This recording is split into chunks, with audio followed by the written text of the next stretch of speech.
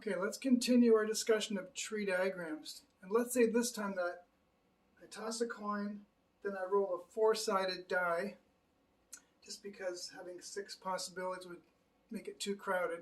And then I roll another coin. How many outcomes can there be?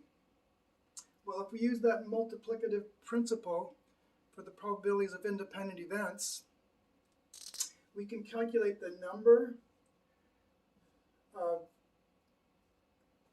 coin tosses followed by a four-sided die followed by another coin toss as being equal to the number of possibilities in the coin toss times the number of possibilities in the die times the number of possibilities in the coin toss again.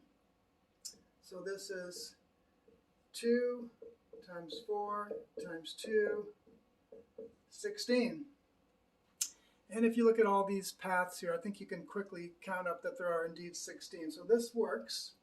So let's say we want to calculate, for example, the probability of getting a tail, followed by a 3, followed by a head. Well, the probability of getting a tail is 1/2. The probability of getting a 3 is 1 in 4. And the probability of getting a head is also 1/2. So sure enough, it's 1/16. 16 possibilities.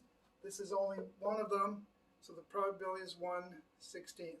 Now let me set this up for a more complicated tree diagram.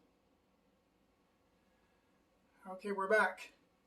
In part 8 of this series, we had the formula that the probability of A union B, and of course for union you could say OR, is equal to the probability of A plus the probability of B minus the probability of A intersection B.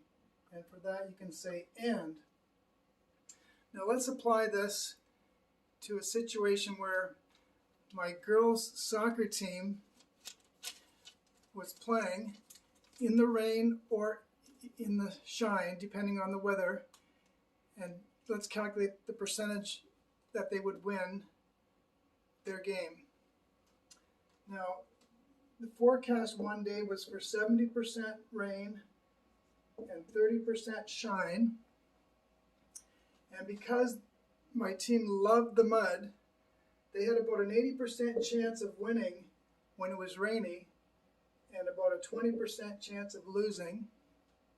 And even when it was nice weather, they still had about a 60% chance of winning and a 40% chance of losing. So let's apply this formula to this situation. So A would be winning in the rain, and B would be winning when the sun was shining. So this is the probability that they would win rain or shine. This is the probability of winning in the rain, this is the probability of winning in the sunshine, and this is the probability of winning when it's raining and shining. Well, of course, that would be 0.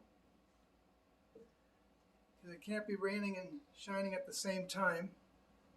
So let's get the probabilities here. The probability of winning in the rain is, using our multiplicative principle, is, I'll call that A, is 0.7 times 0.8, which equals 0.56, and the probability of winning when the sun's shining, similarly, is 0.3 times 0.6, which is 0.18. So if I use this formula up here, the probability of winning, rain or shine, is equal to 0.56 plus 0.18 minus 0, like we said, And if we calculate that, what does that equal? 0.74 or 74%. Sounds about right. My girls were very successful. Okay, stay tuned for the next video.